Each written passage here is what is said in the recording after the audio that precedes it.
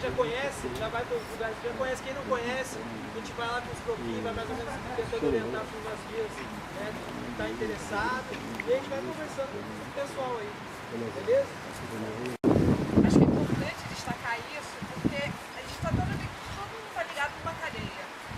E essa cadeia envolve as organizações de montanhismo, os montanhistas, escaladores, atletas profissionais e a indústria de escalada.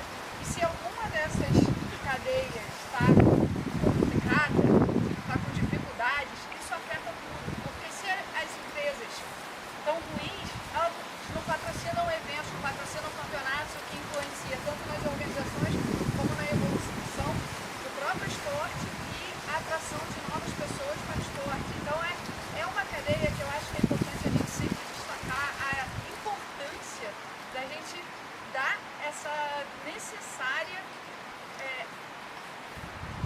repetindo a palavra, importância para ela. Porque muitas vezes a gente esquece, é fácil comprar um frame, uma costura no Facebook, que é mais barato, mas isso acaba danificando toda essa cadeia e que acaba prejudicando o esporte a longo prazo. Né? Valorizar, prestigiar as associações de montanhismo, para elas fomentarem o esporte. Aí a gente tem que comprar produtos nacionais e produtos das empresas, não só nacionais, mas das empresas que apoiam os eventos, né? Hoje tem empresas de fora que também estão apoiando os eventos, então acho que a gente sempre tem que ficar de olho, assim, vai ter um evento, quem está apoiando? Tá a Conquista, a Curto, a Solo, a Deuter. Então essas empresas são as empresas que a gente tem que prestigiar, porque são as empresas que estão prestigiando o nosso esporte e acho que é mais ou menos por aí, né? Uma coisa de... Então, boa noite a todos. O Fabiano já me apresentou. Só queria dizer que já estou afastado da escalada há um bom tempo. Comecei lá nos primórdios da década de 90, junto com meu amigo Michel, cultural e natural. Então, com essas premissas, a gente vai definindo um conceito para o projeto. Estou atrapalhando aí? Como está atrapalhando? Então, quais seriam? Não existe tanta facilidade, existem restrições, às vezes, descabidas de acesso. Mostrar que a convivência do poder público, com proprietário privado, com outros grupos de visitantes, é perfeitamente possível, dentro de padrões de segurança bastante razoáveis. A segurança absoluta não existe em lugar nenhum, você pode sair aqui na rua e ser atropelado, mas enfim, em padrões muito elevados, e com isso se habilitar a rediscutir os problemas de acesso em outras áreas que hoje ou são vedadas ou têm restrições tão grandes que equivale a praticamente isso. Lembrando o Sistema Nacional de Unidade de Conservação. Por outro lado, como em alguns casos aqui no Rio Grande do Sul, a categoria parque deu problemas, ou seja, foi mal compreendido que um parque não é uma área para ser inteiramente fechada, ter um pequeno núcleo e o resto ser fechado à visitação. Parques foram concebidos desde a sua origem nos Estados Unidos no século XIX pelo ambientalista e montanhista John Muir como amplos espaços a preservar a natureza, mas também possibilitar oportunidades de lazer para o homem, para o ser humano, no contato direto com a natureza. E com isso, em muitas dessas pessoas desenvolver uma mentalidade de apreço, de cuidado com essas áreas que elas desfrutam. Então, existe uma outra categoria no Sistema Nacional de Unidade de Conservação que deixaria, ao meu ver, todos mais seguros e mais tranquilos e, ao mesmo tempo, daria essa grife, esse plus a esse Parque do Salto Ventoso, que é a categoria Monumento Natural. Nossa decisão de fazer uma escalada, um base jump, ou mergulho, ou canoagem, ou qualquer outro esporte de aventura, isso deve ser assegurado, mas a gente também precisa assegurar, dar tranquilidade a proprietários privados e gestores de áreas públicas de que acidentes, se ocorrerem, e eles podem ocorrer, são por nossa exclusiva responsabilidade e decisão. E essas pessoas não têm nada a ver com isso.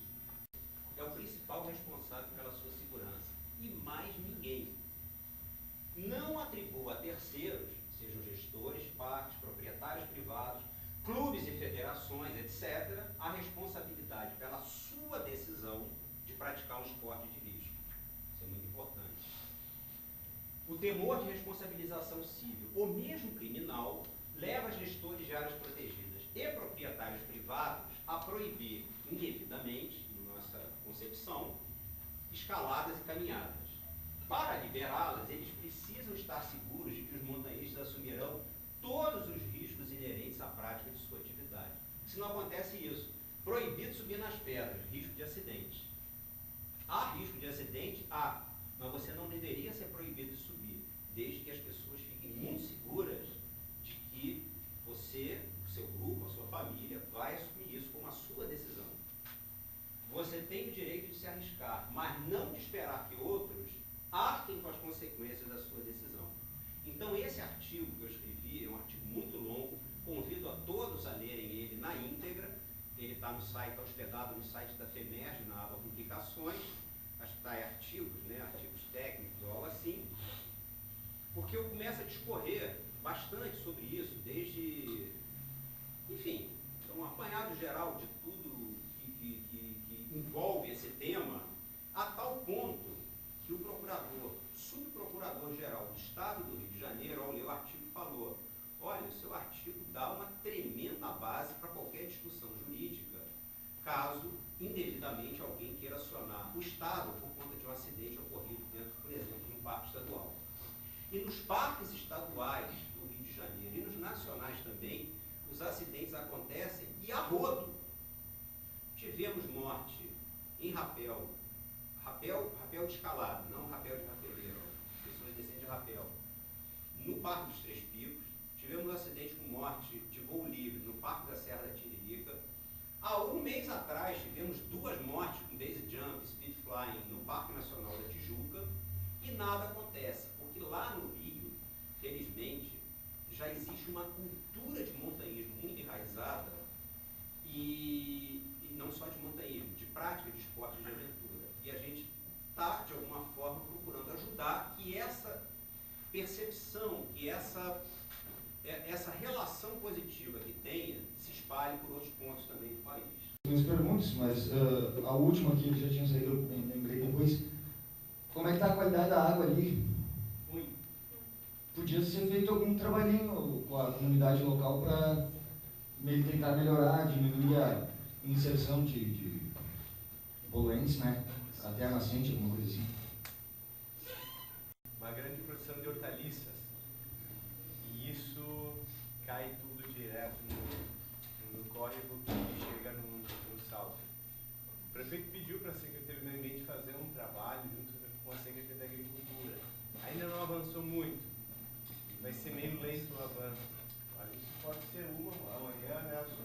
Nós poderíamos amanhã fechar os trabalhos com uma carta do seminário, algum documento, que poderia ser finalizado depois, mas já nas principais demandas, e poderíamos colocar essa questão da qualidade da água também. Eu gostaria de parabenizar o evento e parabenizar a Prefeitura também pelas suas ações, né, junto ao parque, ao futuro parque. Eu gostei bastante do projeto. Eu só tenho duas perguntas, assim, que eu acho que ao implantar um parque, eu acredito que são um parque ou qualquer outro modelo de unidade de conservação. Se é que ele virá a ser uma lucena. Acho que vocês deveriam, ou se vai ser, ou se foi, um estudo de percepção ambiental com a população, né? E também eu queria saber se vocês preveem um plano de manejo para aquele espaço futuramente. Porque em função das diversidades de usuários, acredito que será importante, assim, né? Um zoneamento também, porque tem a área de preservação, tem a área de uso, a área de uso restritivo, essa coisa toda, né? Acho que fica uma sugestão. Eu não sei se vocês preveem esse tipo de coisa, né? Eu sei que custa também, e não custa barato, né? Um plano.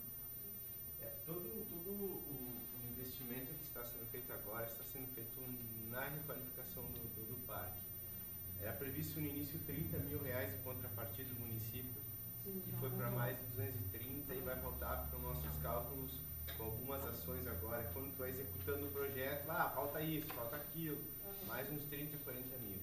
Então, o município vai investir em torno de 270 a 300 mil reais este ano no parque. Numa situação como a gente está vivendo de escassez nos recursos públicos, esse ano e ano que vem vai ficar esse investimento. Outra coisa, o cronograma físico das obras tem um período, está previsto um período, que tem ideia de quando? Sim, as obras têm que se encerrar, têm que terminar até 30 de novembro. 30 de novembro, o construtor tem que ter prestado todas as contas, a Caixa aprovado e pago ele. Porque esse recurso é de 2012. Então, 2012 o governo anterior fez algumas ideias. 2013, quando nós assumimos, nós nos deparamos com a questão da área. E a gente, como o Pablo falou, não é possível investir R$1 de recurso público em área privada. E no projeto anterior, 80% do investimento estava na área privada. Então não ia passar pela Caixa, e se passasse o prefeito ia ser apontado pelo Tribunal de Contas. Isso o Pablo não tinha falado, que tinha recurso da Caixa, não sabia. É um recurso do governo federal, do Ministério do Turismo, captado em 2012. A questão do plano de manejo também podem ser sugestões que possam vir para a carta do Salto Ventoso, ou alguma coisa assim que a gente possa elaborar, que mesmo esse governo se encerrando no final do ano que vem, isso fica para o município e fica um documento para vocês terem de posse, para num futuro governo, se não tiver esse olhar para o Salto Ventoso, exigir que o governo cumpra numa linha de tempo e respeite os encaminhamentos. A prefeitura, fiquei particularmente surpreso e contente, digamos assim, com o projeto, porque trabalho diariamente com isso, eu sou biólogo, e infelizmente é raríssimo tu ver bons projetos, ainda mais com uma preocupação tão grande e com uma avaliação tão interessante, assim, eu realmente fiquei bastante surpreso e positivamente surpreso. Acho que o André Ilha deu uma sugestão muito boa, que é a questão de vocês avaliarem bem a questão de criar uma unidade de conservação.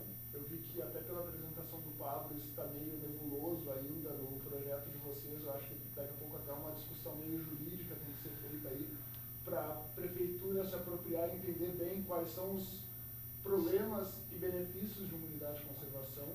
E um dos benefícios que eu enxergo assim de cara é que se vocês criarem um monumento natural com gestão municipal, o problema de investimento de recursos do município na área está resolvido, independente de ser propriedade privada ou não, porque é uma unidade gerida pelo município, mesmo que seja uma propriedade particular. Então daqui a pouco esse é um caminho interessante, não agora, porque agora vocês já resolveram a questão da cedência, mas daqui a pouco para o futuro, ou até para ampliar outras áreas, daqui a pouco a unidade de conservação, um monumento natural que não implica necessariamente a desapropriação, tu tem como mandar recursos para a unidade de conservação sem necessariamente ter essa questão de cedência ou até de desapropriação. E outra coisa, estava dando uma olhada aqui rapidinho no mapinha do Google Earth, até da bacia. Aparentemente a bacia ela é pequena, restrita e sem áreas urbanas significativas. Então isso é um benefício muito grande para trabalhar a qualidade de água.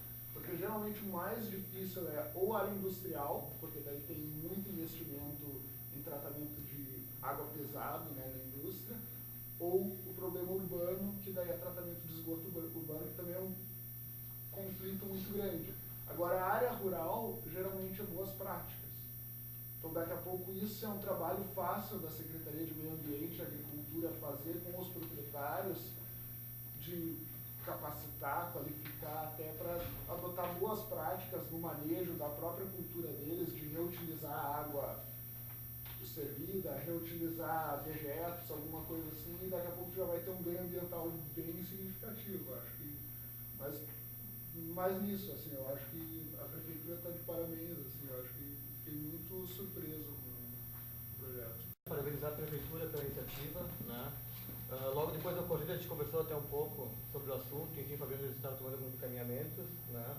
Conheço o Pablo há algum tempo também, sei o quanto tem amadurecido o projeto do ponto de vista arquitetônico, mas o que eu queria saber um pouco, e essa é a minha preocupação, né, até posto pela representatividade dos que estão aqui, é como é que nós vamos preparar, a partir desse fato novo, da implantação de uma infraestrutura lá, a questão da manutenção daquela área, né, ao longo do tempo. Pertinente a tua colocação e particularmente é uma preocupação nossa, aqui tem o colega Leomar, que trabalha com a gente na secretaria, o secretário adjunto, é uma preocupação que nós temos, porque foi muito suado para chegar até aqui, e a gente tem receio mesmo que haja um revés. O que vai acontecer no que vem?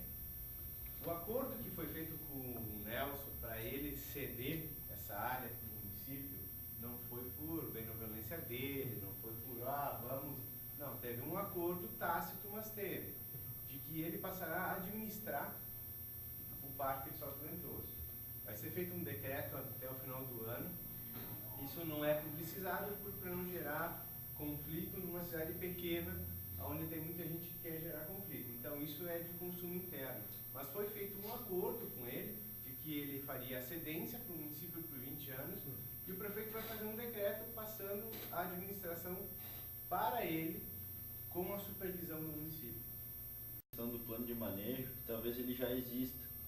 Tem um amigo que ele fez o mestrado dele em turismo, e ele montou um plano de manejo no Salto. Não sei se isso a prefeitura já foi atrás, eu não sei se o Michel também está a par. O Paulo. Mas acho que ele fez, na verdade, o que ele fez foi um plano de manejo para trilhas, que existiam lá. Ele estudou sobre trilhas numa pós em geografia.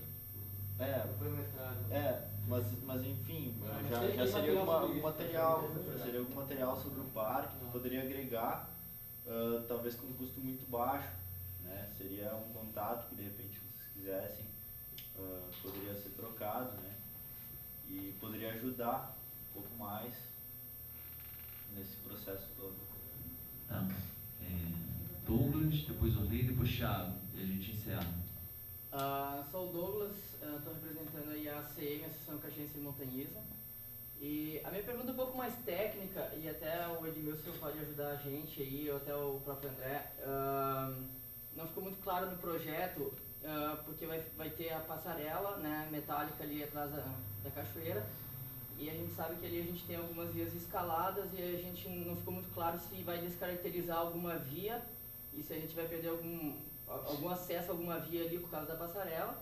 E também, isso não ficou muito claro, a gente pode de repente discutir amanhã, sei lá. E também em relação às proteções, porque a gente fala muito em segurança, né, lá no Salto Ventoso, e a gente vem conversando informalmente, os escaladores, tanto nós, a CM, a GM, informalmente a gente vem conversando e a gente já está percebendo que existe a necessidade de troca de proteções lá, que já estão oferecendo risco, a prática da escalada lá.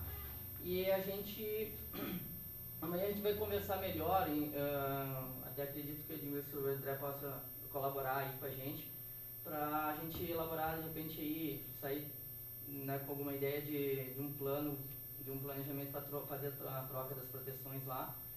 E que tipo de proteção colocar, vocês, né, criar um pouco técnico para ver as opções, e a gente de repente está fazendo esse trabalho aí também, porque é importante de repente fazer parte aí de todo esse projeto de mudança aí que está acontecendo no parque. Eu acho que não tem nenhuma previsão ainda de proteção, acho que isso é uma coisa que talvez, não sei se Edmilson ou André prefere responder. Eu acho que normalmente, né, a questão de proteções, primeiro tem que se falar com os conquistadores, né, das vias para pedir autorização, se eles permitem que sejam trocadas as proteções, né. No caso, quem pode fazer isso são os clubes, né, as associações, né, para se trocar as proteções das vias e tentar colocar proteções de maior durabilidade, né. Então, aí cada clube, cada associação vai ver as possibilidades também, né. Se pode comprar proteção de aço inox, por exemplo, mas se não puder, talvez tenha que comprar proteção de aço normal, né. Então, e isso é uma manutenção assim que normalmente os próprios escaladores A ideia é a gente fazer mesmo, mas questão de que tipo de proteção colocar, né, até a questão da durabilidade, né, e entender também se a gente pode discutir isso, se a gente pode fazer, aproveitar esse momento aí e fazer essa manutenção. Com tirolesa, com aquelas, não sei como é que é o nome, aquelas caminhadas, arborismo, enfim, para dar cada vez mais vida pro parque, porque um espaço sem vida, ele acaba se degradando. E manter uma operadora fixa dentro, não. Eu acho que me expressei mal antes. Não, mas possibilitar que todo mundo que quiser operar lá, possa operar. Com um regramento construído junto com a federação, para que todo mundo seja democrático no acesso, mas que respeite uma normatização construída no coletivo.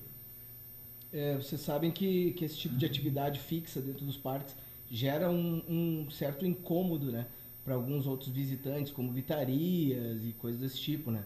Eu acho que vocês pretendem manejar isso de alguma maneira, ou sei lá, alguma normatização, alguma coisa? Eu não entendi. Gera um certo impacto nessas atividades fixas nos locais, né? Ao menos é o que a gente tem notado, né? Enfim, fica meu apelo para que vocês revisem isso, né? É assim, ó, é uma ideia, é um projeto que não está nada definido ainda. Okay. Eu vou encerrar agora, passar a palavra para o Thiago, né? E depois a gente faz o encerramento. Aqui acho que ficou muito bem a questão, mas acho que foi bem para o público interno, né? O que é o montanhismo, o que é, né, ser montanhista, o que a gente ser, qual é o sentimento nosso, né? Acho que está bem claro, assim. A minha pergunta, na verdade, eu gostaria que ela falasse um pouquinho, né, sobre o reconhecimento externo disso, né, do montanhismo. Para mim fica muito claro através da lei lá do município do Rio de Janeiro, depois também teve em Petrópolis. Eu queria que falasse um pouquinho isso, né, porque a gente falou sobre a cultura de montanha, o que a gente se reconhece e como então o poder público, enfim, reconhece o montanhismo, né, o montanhista. Eu acho que existem esses dois grandes exemplos, ambos no Rio de Janeiro, um na cidade do Rio de Janeiro, o outro na cidade de Petrópolis, ali pertinho do Rio, em que foi instituído em cada uma delas um decreto de incentivo, programa de incentivo ao montanhismo. Uma experiência muito diversa que está aí à disposição para contribuir com a Municipalidade de Farroupilha e com o Salto Ventura. Muito obrigado. Pessoal, agradeço então a presença de todo mundo. Esse governo que está comandado pelo prefeito Clayton, que está de férias, senão ele estaria aqui hoje, teria acompanhado nós numa visita numa propriedade que ele particularmente conhece há muitos anos. Ele está sempre de portas abertas para a gente debater e encontrar as melhores alternativas para o Salto Ventoso.